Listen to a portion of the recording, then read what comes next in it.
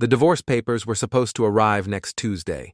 Instead, I found my wife's sister living in our guest room with her 3 kids and a boyfriend I'd never met, eating cereal from my favorite bowl while scrolling through my Netflix account. "Morning, Danny," Cheryl said without looking up, milk dripping down her chin. "Hope you don't mind. Marta said we could crash here for a while." I stood in the doorway of what used to be my home office, watching this woman I barely tolerated transform my sanctuary into what looked like a tornado had hit a daycare center. Toys scattered across my desk, juice boxes stacked on my computer, and some guy in his underwear sprawled across my leather chair. "Define a while," I said, stepping over a sticky action figure. "Few months, maybe a year. Depends on how the custody battle goes." She finally looked up, her eyes challenging me to object. "Marta said you wouldn't mind. Said you're hardly here anyway with your little boxing hobby." Boxing hobby. 20 years of coaching kids at Red's gym, turning street punks into disciplined athletes, and my wife called it a hobby. I felt that familiar burn in my chest, the one that had been growing stronger every day for the past 6 months. "Where's Marta now?" "Early meeting. Some big campaign launch." Cheryl's boyfriend stirred in my chair, mumbling something about coffee. "This is Derek, by the way. Derek, meet Danny, the husband." Derek cracked one eye open, red and bleary, and muttered something. Impressive introduction. I grabbed my coffee mug from the counter and headed for the door. "We'll talk about this tonight." "Nothing to talk about," Cheryl called after me. "Family helps family, right?" The drive to Red's gym gave me time to think, which lately was dangerous territory. 6 months ago, Marta started working late. Really late. Then came the weekend conferences, the business dinners I wasn't invited to, and the way she'd guard her phone like it contained nuclear codes. I wasn't stupid. 37 years old, 20 years as a journalist before switching to coaching, and I could spot a story from a mile away. The story of my marriage was writing itself, and I didn't like the ending. Red was already at the gym when I arrived, wrapping his hands for his morning routine. At 60, the man could still throw punches that would drop guys half his age. "You look like hell," he said, not looking up from his wraps. Cheryl's moved in, with her kids and some boyfriend. The sister? The one who thinks the world owes her a living? That's the one. Red finished his wraps and turned to face me. "And Marta?" "Gone before sunrise. Big meeting." I started setting up the heavy bags. "You know what's funny? She used to complain when I worked late at the paper. Said I was never home, never present. Now she's gone more than I ever was." Different when it's your choice, I guess. The morning classes kept me busy, but my mind kept drifting. 12-year-old Marcus throwing perfect jabs while his single mom watched from the sidelines, proud as hell. 16-year-old Sophia working the speed bag with determination that reminded me why I love this job. These kids had real problems, real struggles, and they fought through them every day. Meanwhile, I was going home to Cheryl eating my food and Derek using my shower. Around noon, my phone buzzed. Text from Marta. "Working late again. Order pizza for Cheryl and the kids." I stared at the message for a long moment, then typed back, "How late?" No response. I tried calling, straight to voicemail.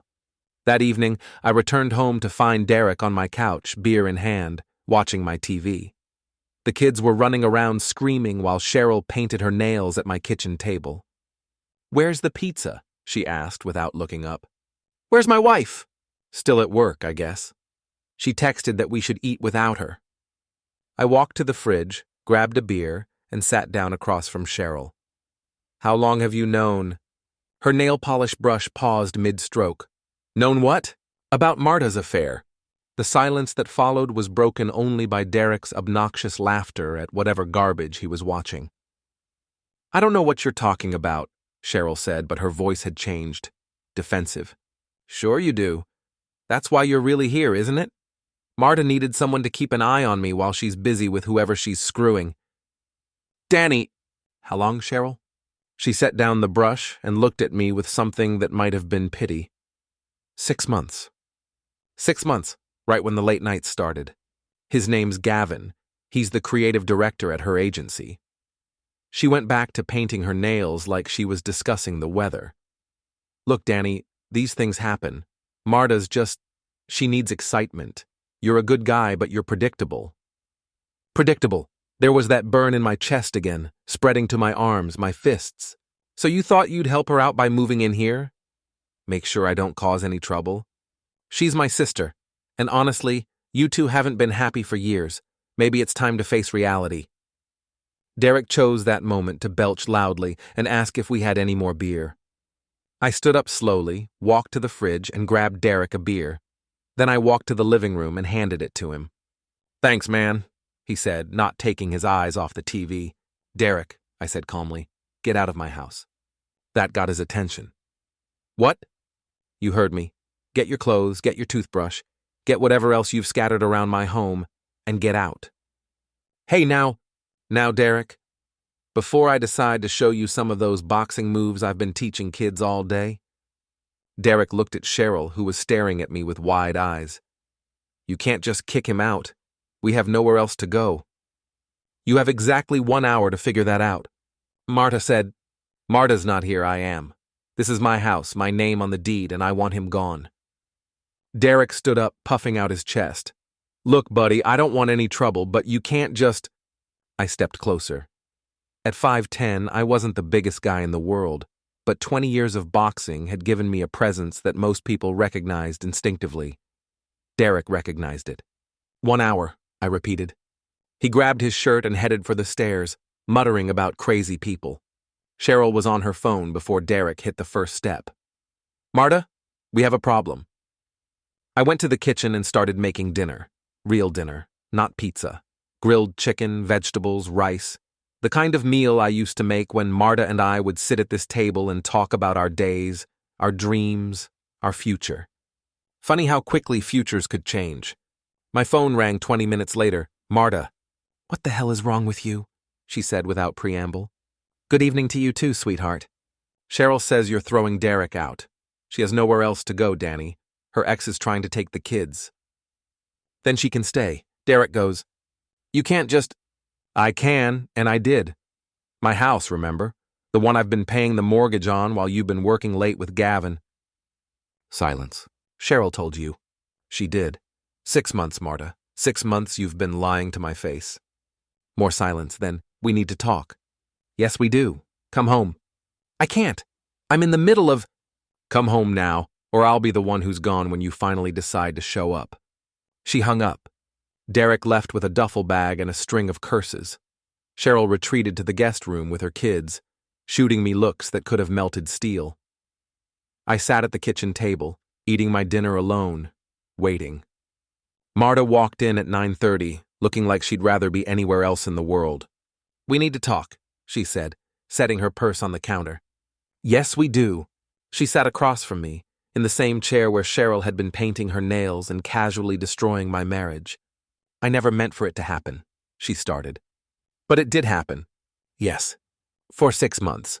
Yes. I leaned back in my chair, studying the woman I'd been married to for 15 years. Still beautiful at 43, still the ambitious marketing executive who could sell ice to Eskimos, still the woman who used to laugh at my terrible jokes and steal bites of my dessert. Do you love him? She looked down at her hands. I don't know. Do you love me? Longer pause. I don't know that either. At least she was honest. What do you want, Marta? I want to not hurt you anymore. Little late for that. I know. She looked up at me and I saw tears in her eyes. I'm so sorry, Danny. I never wanted it to go this far. How far has it gone? What do you mean? I mean, are you planning to leave me for him? Are you just having fun? Are you trying to figure out what you want? Because I need to know what I'm dealing with here. She was quiet for a long time. I think I want a divorce. There it was, the words I'd been expecting but somehow wasn't prepared for.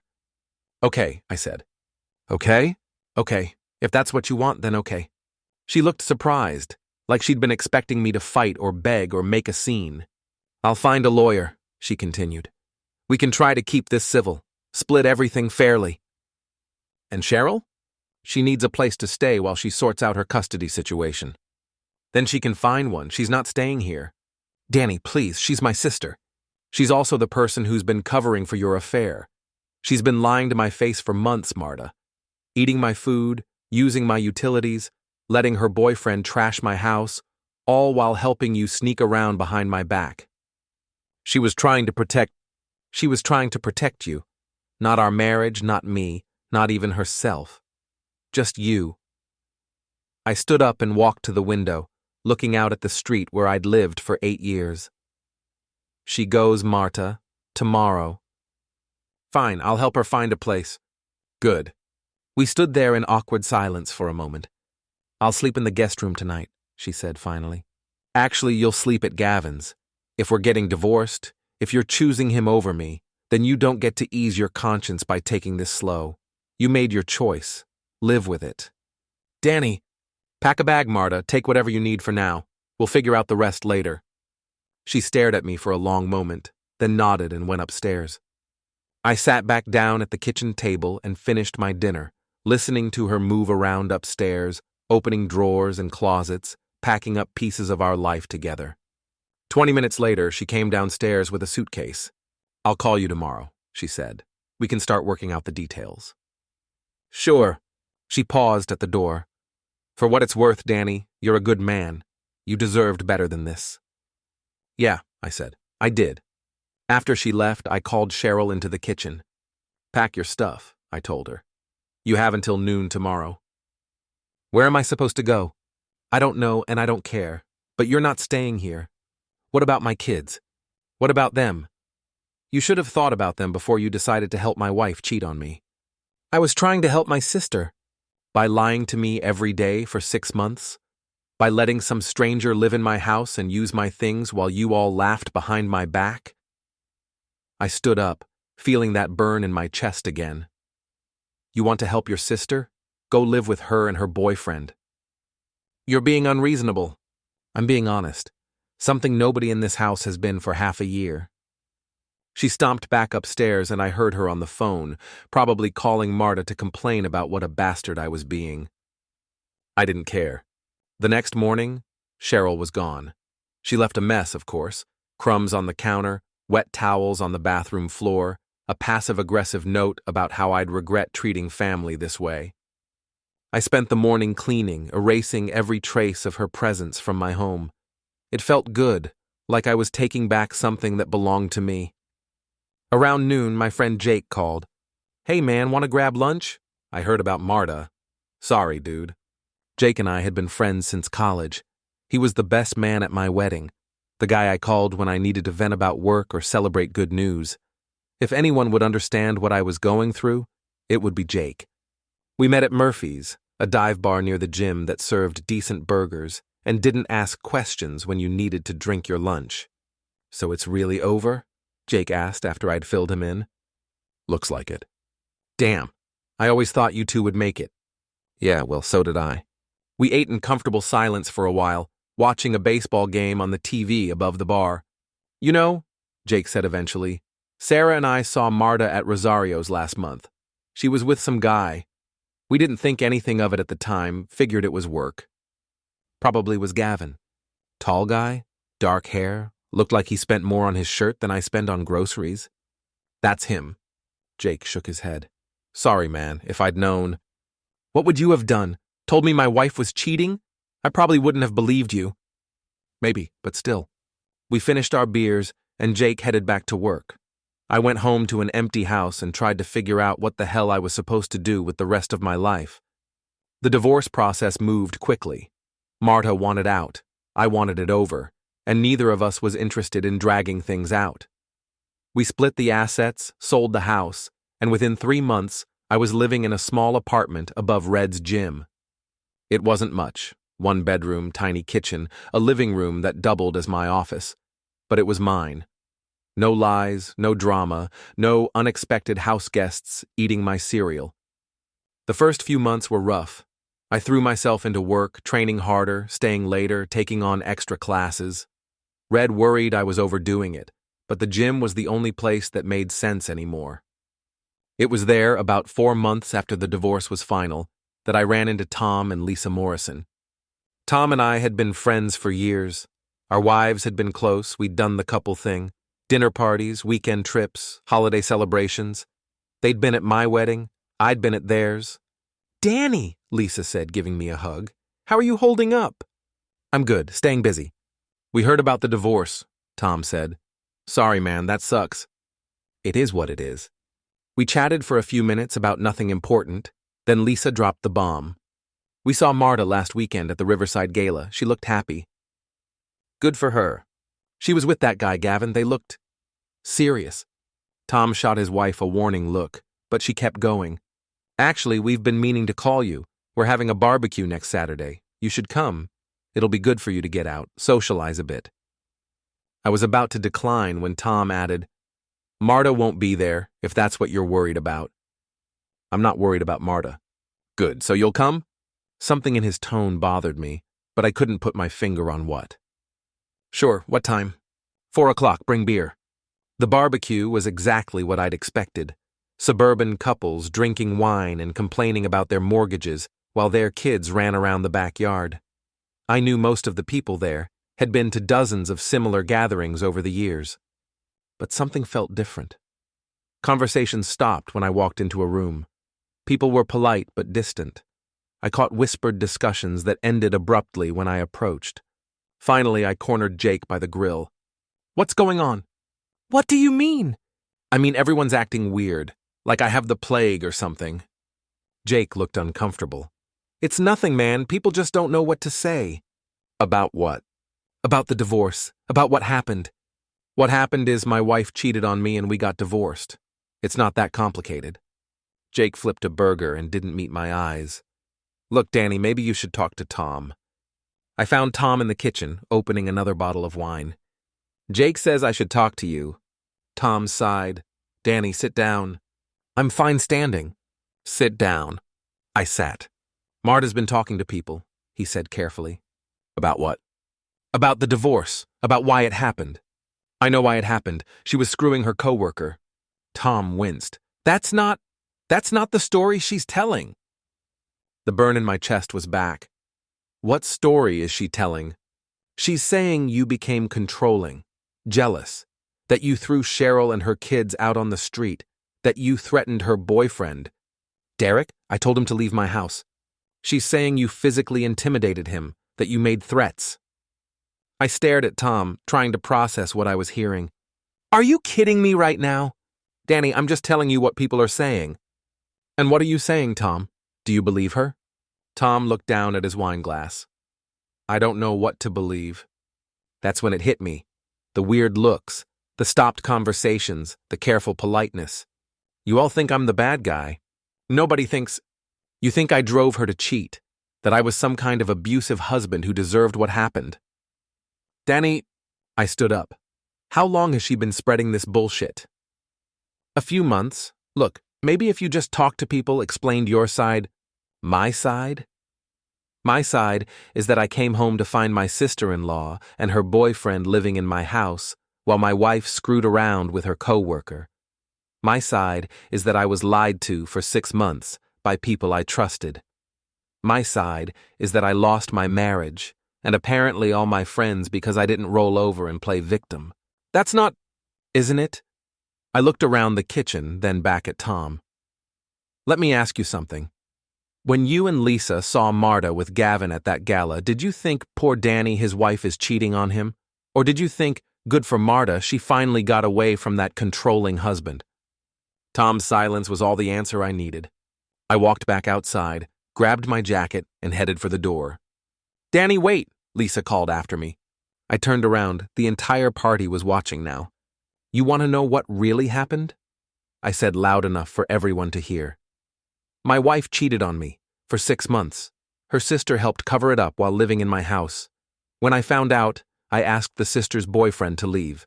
I didn't threaten anyone, didn't hurt anyone, didn't do anything except refuse to be a doormat. The backyard was silent except for kids playing in the distance. But apparently that makes me the villain in this story. So enjoy your party and enjoy patting yourselves on the back for supporting the poor victim who was busy entertaining her coworker while her husband was breaking his back at work." I left them standing there and drove home, angrier than I'd been since the night I found out about the affair. Over the next few weeks, the social isolation became complete. Friends stopped calling, invitations dried up, even casual acquaintances at the gym started treating me differently. Marta's version of events had spread through our social circle like cancer, and I was now the abusive ex-husband who'd driven his poor wife into another man's arms. The worst part was Jake, my best friend, the guy who'd been there through everything, started making excuses when I called. Finally, I confronted him at Murphy's. "Just say it," I told him over beers.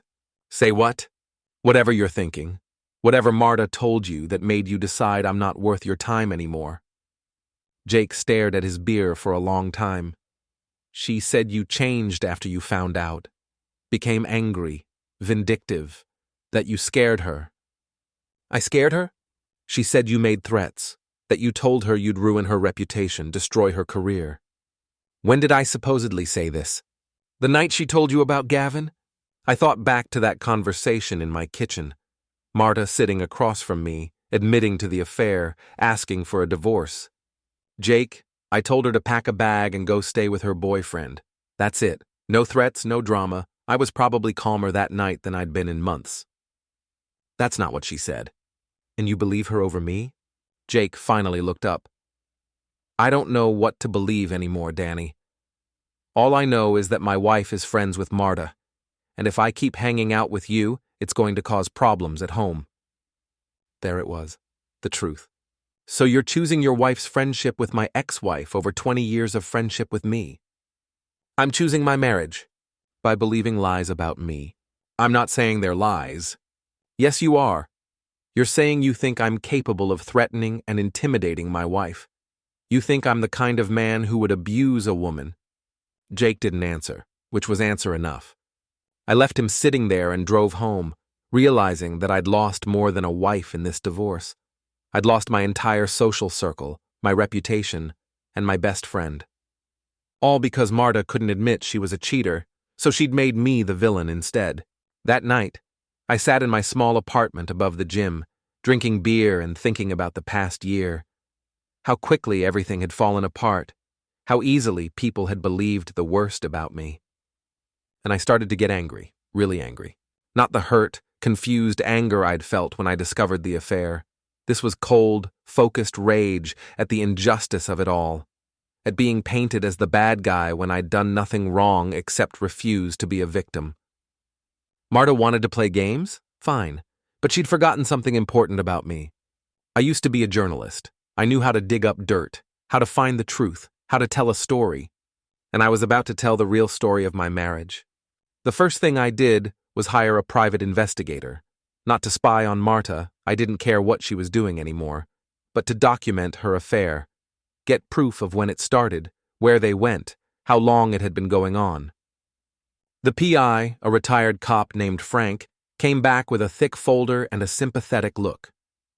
"Your wife's been seeing this guy for 8 months, not 6, he said, spreading photos across my kitchen table. "Started 2 weeks after she got that promotion at work." 8 months. She'd been lying even about the timeline of her lies. "There's more," Frank continued. "The boyfriend's married." That stopped me cold. "What?" "Gavin Chen, married to a woman named Rebecca. 2 kids. I stared at the photos. Marta and Gavin at restaurants, hotels, her apartment, all while his wife was home with their children. "Does Rebecca know?" "Doesn't appear to, but I can find out if you want." I thought about it. Rebecca Chen was innocent in all this, just like I'd been. She deserved to know the truth.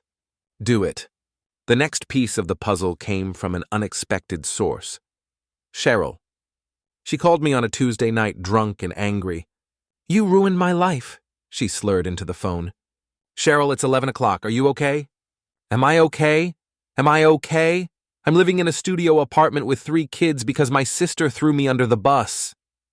"What are you talking about?" "Marta, your precious wife. She told everyone I was the one who encouraged the affair, that I was a bad influence. Now nobody wants to help me, and my ex is using it against me in court." This was interesting. "Marta said you encouraged her affair?" "She's making me the scapegoat. saying I was jealous of your marriage and wanted to break you up. It's bullshit. Then tell me what really happened, Cheryl. There was a long pause. I can't. She's still my sister. Your sister who just threw you under the bus to save her own reputation. Another pause. Meet me tomorrow, Murphy's Bar, noon. She hung up. Cheryl looked like hell when she walked into Murphy's the next day. Thin, tired, angry. She ordered a whiskey at noon and downed it before saying a word. I need another favor, she said finally. You need a favor? From me? Marta's got everyone thinking I'm the villain now. My ex is using it to try to get custody. I need someone to vouch for me, say I'm not the homewrecker everyone thinks I am.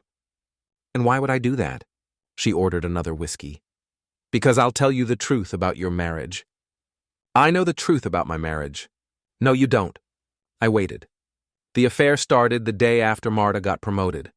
She came home talking about this new guy at work. How charming he was, how he understood her ambitions. I told her to be careful. But you ended up covering for her. She begged me to, said it was just a fling, that she needed to feel desired again.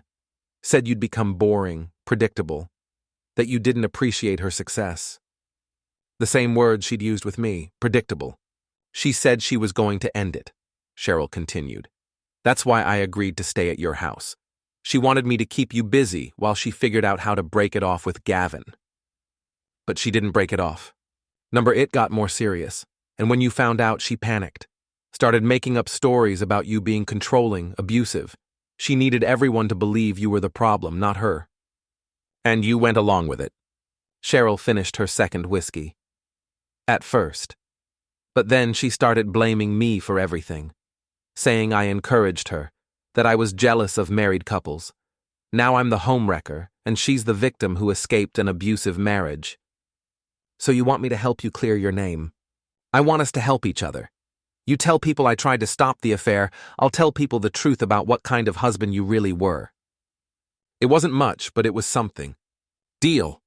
Over the next few weeks, Cheryl and I worked together to set the record straight. She talked to mutual friends, explained that she'd tried to discourage Marta's affair. I provided character references for her custody hearing. But the real breakthrough came from Frank, my private investigator. I found Rebecca Chen, he said, calling me on a Friday afternoon. Talked to her yesterday. And? She had no idea. But she's been suspicious for months. Her husband's been working late, traveling more, acting secretive. When I showed her the photos, she broke down. I felt a pang of sympathy for Rebecca. I knew exactly what she was going through. There's more, Frank continued. She wants to meet with you. With me? Why? She's filing for divorce. Wants to coordinate with your situation. Make sure both Marta and Gavin face consequences for what they've done. Rebecca Chen was a small woman, with kind eyes and a steel backbone. We met at a coffee shop downtown, two betrayed spouses planning our response to the people who'd destroyed our marriages. I've been married to Gavin for 12 years, she said quietly. I suspected he'd cheated before, but I never had proof. Your investigator gave me that. I'm sorry you had to find out this way. I'm not. I'm grateful. I was living a lie just like you were. We talked for 2 hours, sharing stories, comparing timelines, piecing together the full scope of our spouse's betrayal.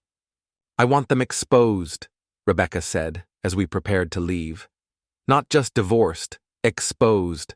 I want everyone to know what kind of people they really are. What did you have in mind? She smiled, and for the first time since I'd met her, she looked dangerous. Gavin's company is having their annual awards dinner next month. Black tie, all the clients, very prestigious. Marta will be there as his date. Okay, I'm going to be there too, as his wife. I stared at her. They don't know you know? Not yet. I've been playing the unsuspecting wife, giving them enough rope to hang themselves. Gavin thinks I believe his work stories. Marta has no idea I exist.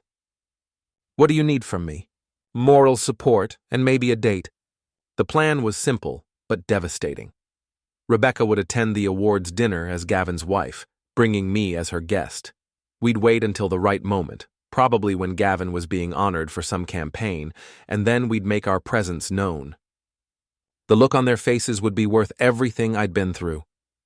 The night of the awards dinner, I picked up Rebecca at her house. She looked stunning in a black dress that probably cost more than my monthly rent. "You ready for this?" I asked as we drove downtown. "I've been ready for months." The venue was the Riverside Hotel, the fanciest place in the city. We walked into the ballroom like we belonged there, which technically Rebecca did. I spotted Marta immediately. She was wearing a red dress I'd never seen before, laughing at something Gavin was saying. They looked happy, comfortable, like a real couple. "There they are," Rebecca said calmly. "You sure you want to do this?"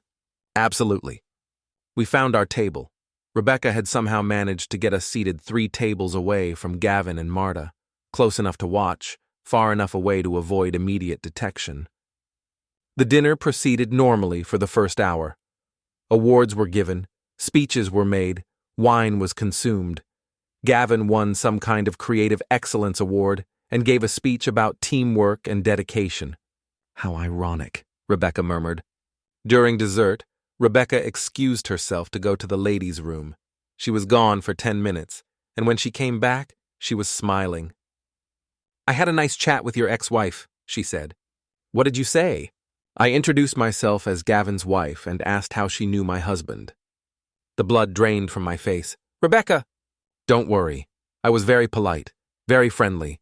I told her what a wonderful man Gavin is, how lucky I am to be married to him, how much our children adore their father." I looked over at Marta's table. She was pale, staring at her dessert, not speaking. She seemed surprised that Gavin had never mentioned her, Rebecca continued. "I told her I'd have to ask him about that." "What did she say?" "Nothing. She just excused herself and went back to the table. But look at them now." I looked. Marta was whispering urgently to Gavin, who kept glancing around the room nervously. The easy comfort they'd displayed earlier was gone, replaced by tension and barely concealed panic. "They know," I said. "They know." We watched as the drama unfolded. Gavin got up and walked quickly toward the exit, probably to call Rebecca and do damage control. Marta sat alone at the table, looking like she wanted to disappear. "Should we go talk to her?" I asked. "Not yet, let her sweat." Gavin returned 10 minutes later, his face flushed. He sat down next to Marta, and they had what looked like an intense, whispered argument. "He probably tried to call me," Rebecca said. I turned off my phone. The evening's program was winding down when Rebecca stood up. "Time for the finale." We walked over to Marta and Gavin's table just as the lights came up and people started to leave. "Gavin!" Rebecca said brightly. "There you are. I've been looking for you all evening." Gavin's face went white. Marta looked like she was going to be sick. "Rebecca," Gavin stammered. "What are you doing here?" "It's the company awards dinner, silly. You've been talking about it for weeks. I thought I'd surprise you." She turned to Marta with a brilliant smile. "And you must be Marta. Gavin's told me so much about you. Well, actually, he hasn't mentioned you at all, but your friend Danny here has told me everything." Marta's eyes found mine for the first time in months. The look she gave me could have melted steel. "Hello, Marta," I said calmly. "Danny." Her voice was barely a whisper. "Isn't this wonderful?" Rebecca continued, still playing the oblivious wife. "All of us finally meeting. Gavin, you should have told me you were bringing Marta as your date. I would have arranged for Danny to escort me. It worked out perfectly anyway." People at nearby tables were starting to stare. Gavin looked like he wanted to crawl under the table. "Rebecca," he said quietly, "we need to talk." "Of course we do." "We have so much to catch up on, like why you've been working late every Tuesday and Thursday for the past 8 months, and why you needed to go to so many weekend conferences, and why your credit card shows charges at hotels I've never been to." The nearby tables weren't even pretending not to listen now. Marta stood up abruptly. "I need to go." "Oh, don't leave on my account," Rebecca said sweetly. "I'm sure we have lots to talk about. After all, you've been spending so much time with my husband." "Rebecca, please!" Gavin hissed. "Please what, darling? Please don't mention that you've been cheating on me for 8 months. Please don't bring up the fact that you've been lying to me and our children every day." Her voice was getting louder and more people were turning to watch. "Please don't mention that you destroyed 2 marriages for your little midlife crisis." That's when Marta snapped. "You want to know the truth?" she said, her voice shaking with anger. Fine. Yes, Gavin and I have been seeing each other. Yes, we're in love. And yes, I left my husband for him. Actually, I said calmly, you left your husband because you got caught cheating. There's a difference. Shut up, Danny, you don't know anything. I know you've been telling people I was abusive, that I threatened you, controlled you, drove you to cheat. The room had gone quiet now. Even the waitstaff had stopped clearing tables. I know you threw your sister under the bus to save your own reputation, I continued. I know you've been lying about when your affair started and how it happened.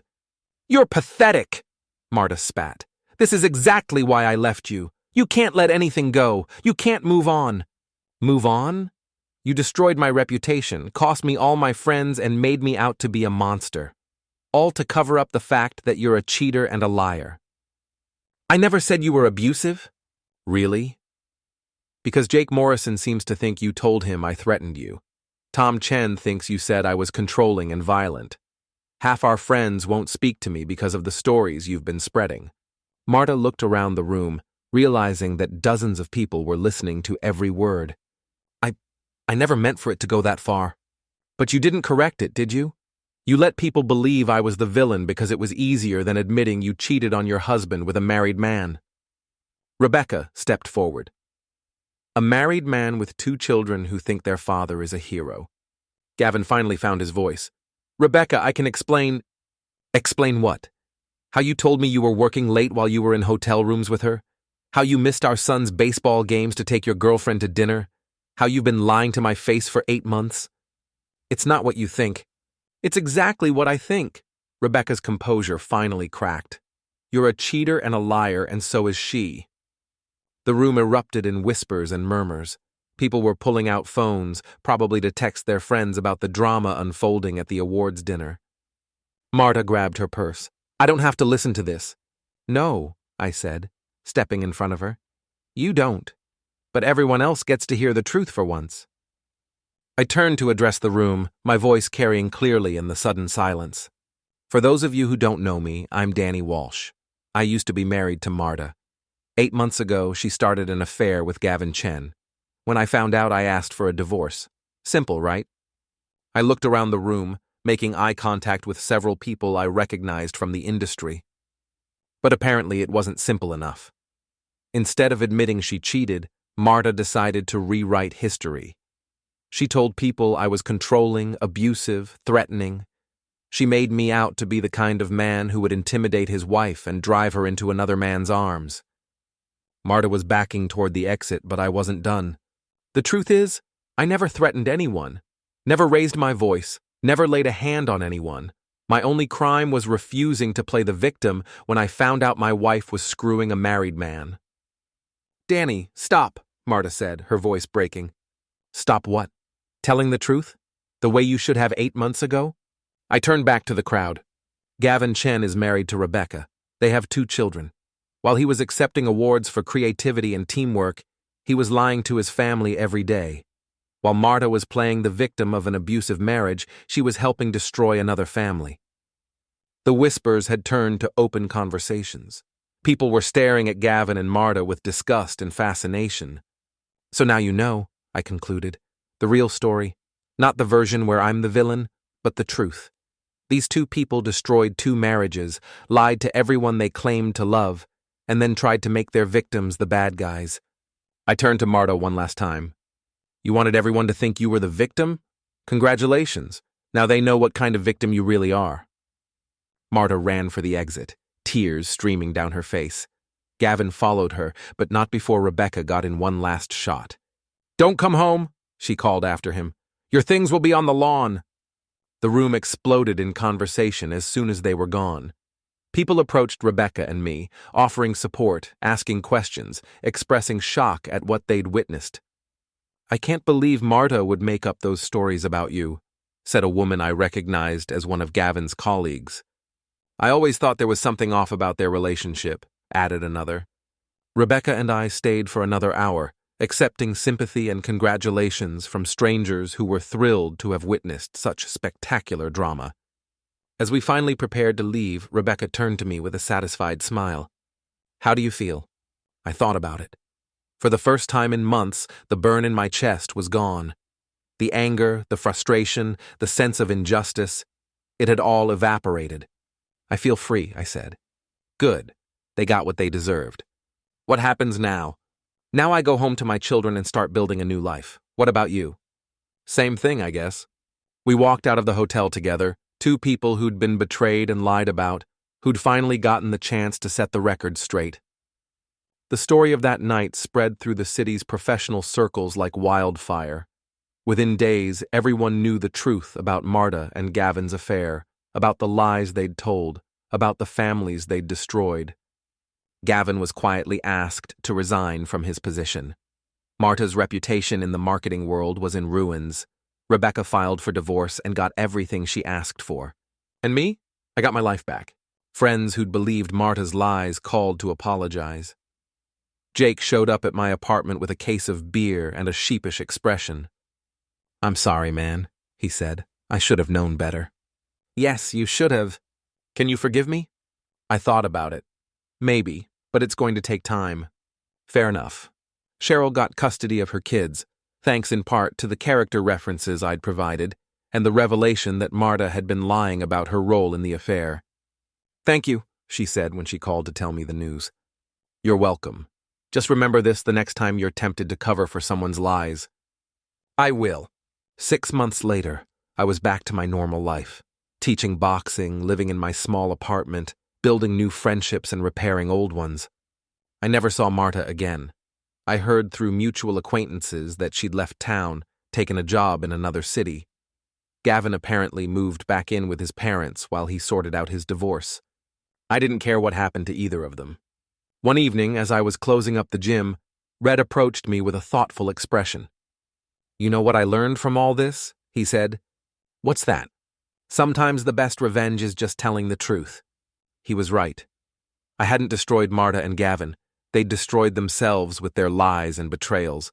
All I'd done was make sure everyone knew the real story. "You think they learned anything from it?" I asked. Red laughed. "People like that don't learn.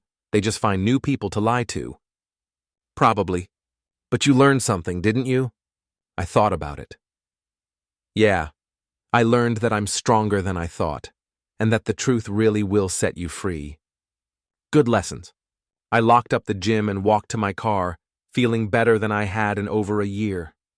The nightmare was over, the truth was out, and I could finally move forward with my life. As I drove home through the city streets, I thought about everything that had happened, the betrayal, the lies, the isolation, and finally, the vindication. It had been the worst year of my life, but also the most educational. I'd learned who my real friends were, discovered reserves of strength I didn't know I possessed, and found out that sometimes the best revenge is simply refusing to be the villain in someone else's story.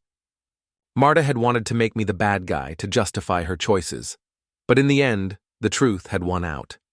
And that was better than any revenge I could have planned.